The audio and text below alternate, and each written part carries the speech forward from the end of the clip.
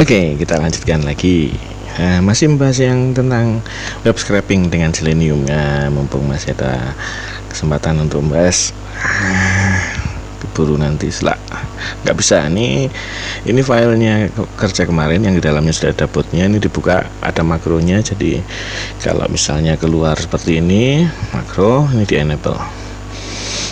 Untuk contoh setting begini, kalau memang mau dibuat setting ke depannya silahkan tinggal diisi isinya apa saja yang dibutuhkan, ke bawah, ke sana, terus lucu itu kan biasanya relatif tetap. Oke, kita lanjutkan.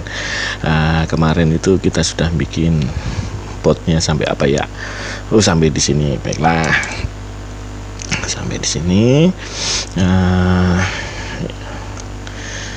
Step pertama dalam web scraping itu kita mengenal dulu si websitenya. Tampilan depannya yang akan kita ambil tempat datanya. Contohnya seperti ini by default. Nanti kalau dia dibuka selalu tampilannya seperti ini nih di halaman 1. Ini filternya seperti itu gitu ya. Kemudian ini akan tampil data 5 data pertama. Ini sepertinya setiap halaman ini isinya 5 gitu ya. Oke, 5 gitu. Nah, jadi kalau datanya pas tidak kelipatan 5, mestinya nanti halaman terakhirnya itu ada beberapa sisa data, misalnya 48, ini 78, berarti ada sisa 3 di sini gitu ya.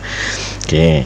Nah, kemudian jumlah halamannya ini karena nggak bisa kita langsung ke paling belakang, berarti ini bisa dengan cara si angka ini dibagi dengan 5 gitu ya, terus dibulatkan ke atas. Itulah jumlah halamannya. Kemudian untuk ke halaman berikutnya bisa klik ini atau klik yang selanjutnya. Kalau kita mau loop, nanti yang kita klik berarti yang selanjutnya ini. Di bawah di sini ada 3 area ini. Paling enggak ada 2 area yang kita butuhkan. Ini area elemen tabel ini. Mungkin tidak hanya elemen tabelnya tok ya, nanti mungkin sampai ke sini-sininya juga. Dan ada data yang ada di sini di tabel ini ya. Jadi fokusnya mengambil data yang ada di tabel situ.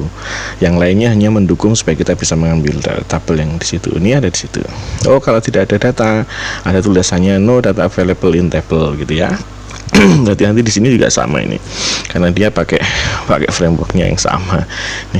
Oke. Gitu. Jadi ini kalau nggak ada data juga tulisannya akan seperti itu gitu ya. Tapi kita sudah tahu bahwa kalau tidak ada data tulisannya akan seperti itu. Oke, begitu ceritanya. Kemudian kita ingin memastikan bahwa ini semuanya kita sudah kenal.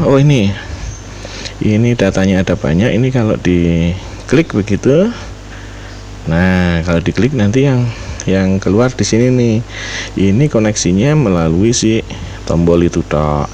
Berarti artinya untuk menghubungkannya kita harus bisa membuat nomor urutnya si lihat ini gitu ya.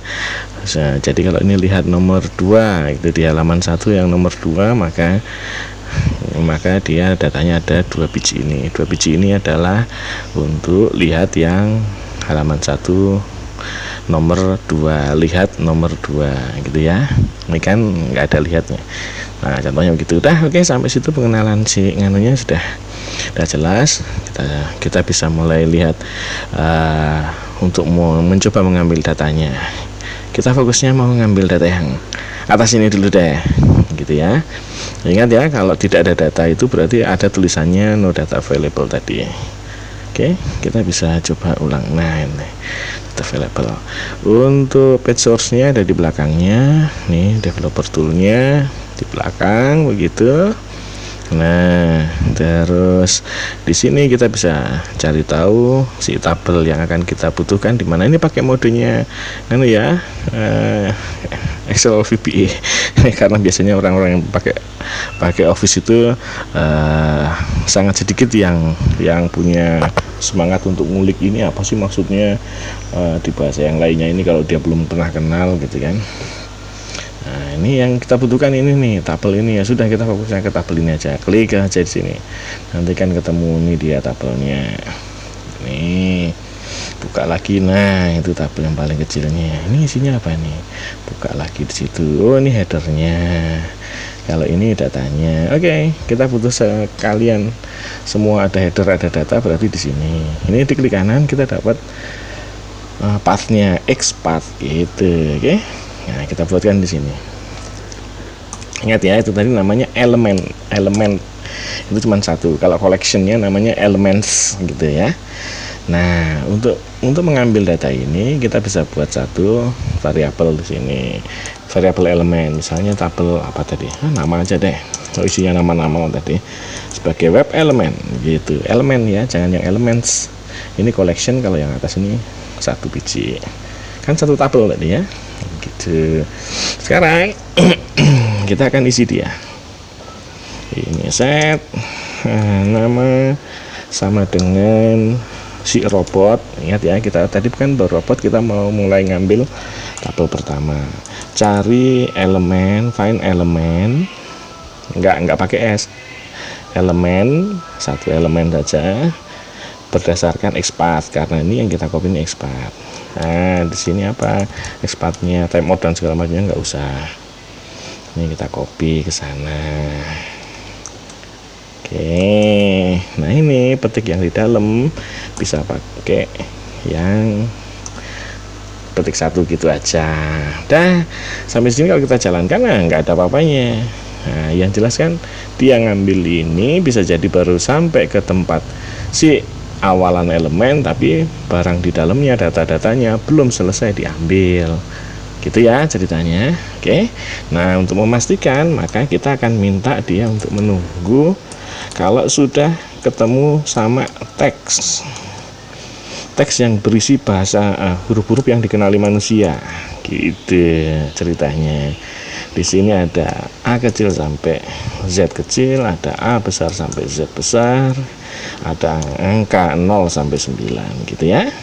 Nah, ini regex namanya, regular expression. Oke, nah gitu. Nanti kalau sudah sampai di sini kita bisa ngelihat isinya, debug, print, tabel nama, teks, gitu. Oke, ini ya, ditanya gitu. Oh ya, tadi kan kalau nggak ada datanya maka kita itu nanti aja deh. Yang penting gini dulu ya. Nih, tiran dulu, dia langsung ambil. Nah, ini datanya. Nah, kalau kita sampai di sini, ini kan pemisahnya kan spasi ini. Ini walaupun dibuka pakai yang namanya Notepad++ pun dia bentuknya akan pemisahnya spasi. Ini akan susah kita mengekstraknya gitu ya. Tapi kita tahu kalau sudah dapat semua data tadi itu, dapat semua teksnya tadi, maka kita bisa memastikan bahwa objek ini nih pasti sudah berisi data gitu ya, walaupun nanti tulisannya no data available misalnya. Oke, nah ini tabel ini, data ini bisa kita tulis ke satu lokasi di worksheet. Saya hapus. Caranya itu dengan sebutkan lagi saja ini. Di sini nanti dia akan punya. Ini stopnya saya matikan dulu aja ya. Nah, gini ya. Si tabel nama gitu, stable. Nah, kita kirim ke Excel, ke sheet apa? Misalnya ke sheet 2 temp. Yang bernama temp itu ya. Nih, sudah saya. Nih lah, taruh sini. Gini ya, di A1 gitu. Oke. Itu Excel, sheet temp itu ada sheet 2 namanya. Range-nya adalah A1. Kalau masalah looping mengambil di setiap halamannya, nanti lagi pembahasan nanti lagi. Yang penting bisa tahu dulu gini. Dah, ini dia. Nah, gitu. Dah, kita sudah dapat di sana. Gitu ya. Oke. Nih. Nah, ini kan harus ada ID-nya nih. Ya kan? Ini ada ID-nya. Nah, ini baru satu. Ada headernya. Gitu ya. Sekarang kalau kita itu kan pengennya nanti kan ada loop banyak, yang berikutnya masuk ngambil ada headernya lagi kan, ya lucu. Berarti mending kita ngambil tanpa header nanti ya. Nah, kita siapkan dulu berarti tabel tempatnya dulu di sini nih. Sekarang kalau ini kita jadikan Excel table begini, ini jadikan Excel table aja dulu ya. Ini kita jadikan Excel table gitu. gitu sebagai wadah, ada headernya sudah gitu kan. Kita kasih nama misalnya tabel nama ya tadi di sana ya, nama elemennya ya, tabel nama gitu ini. Nah kita tuh pengen ngasih nomor ini untungnya kita di Excel lah. Kalau nggak di Excel kan kita harus puyeng ini milih-milih kayak gini, harus kerja 2 kali. Untungnya di Excel jadinya kan bisa lebih enak. Nah kita tambah 1 kolom di depan, jangan taruh di belakang, karena kita nggak tahu ke depannya nanti kalau website itu nambah kolom lagi, dia pasti akan nabrak ke kanan sana terus gitu ya. Misalnya ini apa, kode lihat gitu, lihatlah, ID lihat gitu ya. ID lihat itu isinya nomor urut. Jika ini bunyinya lihat, maka nanti dia akan ngasih angka nambah. Kalau enggak ya dia mengambil atasnya dulu deh, kan bisa dibedakan ya kan. Oke, sama dengan if H2 itu sama dengan lihat gitu, maka kita akan ngambil A1 ditambah 1, kalau enggak nanti A1 yang diambil gitu ya. Nah ini kalau kayak gini, aduh, padahal kan kalau enggak nanti dia inilah pakai N supaya dia enggak error, karena itu ada teksnya. N itu ngambil angkanya tok kalau memang dia numerik, kalau enggak ya nanti dia jadinya 0. Nah gitu oke, ceritanya gitu. Jadi kalau nanti di sini misalnya dia bukan lihat, maka dia masih akan megang nomor 4 itu. Oke ya, ini udah siap. Sekarang dia kalau kita pengennya hanya ngambil baris data tanpa header si elemennya tadi, kemudian kita akan ngopinya ke B2. Kita ubah di sini. Jadi kalau nulis nanti ke B2 ya kan, yang di sini ini harus diubah nih di bagian ini nih, expatnya ini, expat ini kan tadi pakai petik 1 ya, jadinya ya expat ini harus berubah bahwa nanti dia harusnya hanya ngambil sisi tanpa header, berarti hanya sampai di body ini aja nih. Nah ini kan isinya baris tuh, hanya sampai di body ini aja yang kita klik kanan, copy paste, copy expatnya, taruh deh di sana tuh. Sekarang bedanya apa dengan itu? Ternyata cuma nambah garis miring body. Kita jadi tahu sekarang di sini belajar polanya. Gitu toh, untuk ngambil anaknya lagi tinggal garing apa nama depannya, nama identifiernya depannya ini, ngambil TR ya berarti gitu, nanti gitulah polanya ya. Nah contoh nih udah jadi begini, oke kan, nih udah jadi begini ya kan. Kita ambil body. Sekarang di sini nih kita contoh kosongin dulu gitu ya. Nah ini bisa dikosongin dulu, oke, kosongin dulu, terus ini kita run sekut gitu.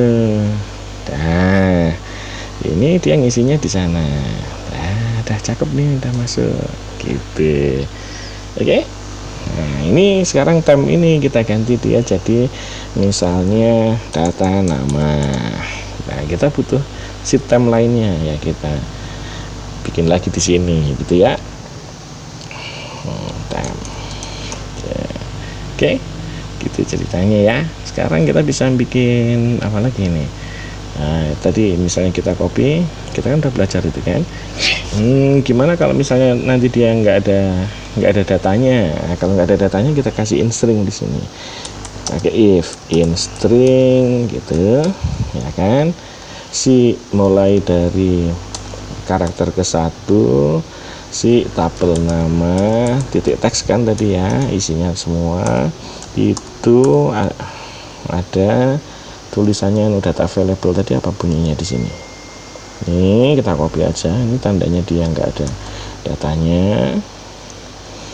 Ini jika di dalamnya teks si tabel nama itu dicari tulisan data available yang dibandingkan sebagai teks case insensitive, itu kalau misalnya sama dengan 0 tidak ditemukan, berarti ada datanya. Ini berarti kalau hasil in string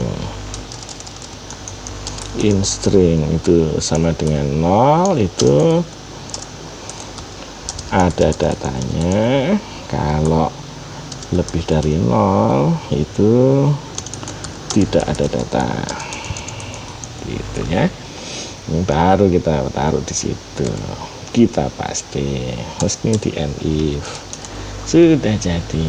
Nah, kita mau nyoba bikin untuk yang tabel berikutnya. Tabel berikutnya copy saja di bawah sini. Mungkin kita kasih nama tabelnya yang lain juga nggak apa-apa, siapa tahu nanti dibutuhkan. Lokasi ya tadi ya, ada lokasi apa gitu kalau dari namanya di sana Pak. Elemen, ingat ya, elemen bukan elements. Ini tinggal ganti begini. Nah, ini apa namanya?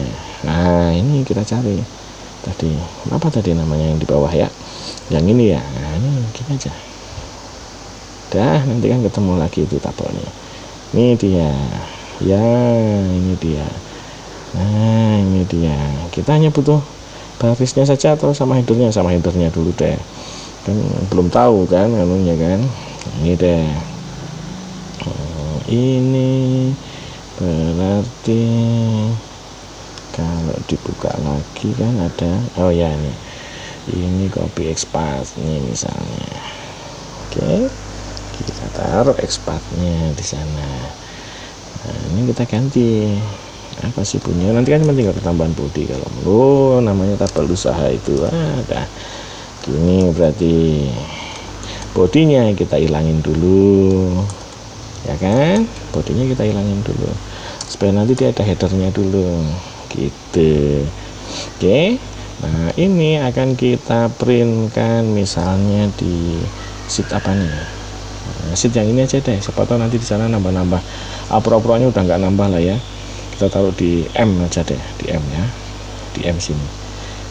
Tapi nanti kalau ini butuh nambah banyak kolom lagi, wah kita repot nanti. Jangan deh, di sini aja, di A1 sheet temp. Sheet temp sekarang ganti jadi sheet 3. Jadi kita bisa nulis ke sheet 3 A1 gini ya, tapi namanya tabel log. Ini sheet 3 gitu, ini di A1 gitu, oke kan? Nih ya, terus kita run sering gitu, udah biarin aja yang di sana. Ini no data available, tapi kita sudah bisa dapat apa namanya datanya. Nah, ini ada ID-nya katanya, ada latitude, longitude, ada lokasi gitu ya.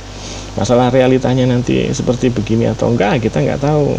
Kita bisa nyoba lagi misalnya nih, ya kan, itu tadi kan kita belum ngeklik soalnya kan. Nah, kalau udah ngeklik kan beda cerita itu nanti ya. Udah biarin aja deh gitu deh, yang penting kita udah dapat dulu tabel dasarnya, beginilah ceritanya ya. Nah, jadi untuk sampai sini kita sudah tahu. Jadi nanti tinggal dilengkapin. Yang bagian ini saya off kan dulu karena dia dipakainya kan nanti area ini dipakai itu dipakai jika kita klik tombol lihat dan gitu di tabel nama. Jadi itu nanti belakangan. Oke, ini untuk sementara disimpan dulu di situ. Yang jelas kita sudah bisa dapat ini ya. Sampai situ cukuplah pembahasan kali ini, sampai situ dulu deh. Kita sudah bisa dapat tabel ini ya dengan cara ini ya. Ingat nih, kalau nambah apa-apa selalu di depan, jangan di belakang. Nanti kita butuh ini ditambahin nomor baris atau nomor halaman atau apa gitu, nambahnya di depan lagi, kita tinggal ganti-ganti di sana ya. Gitu. Saya save dulu nih, saya save dan kita ketemu lagi nanti ya. See you.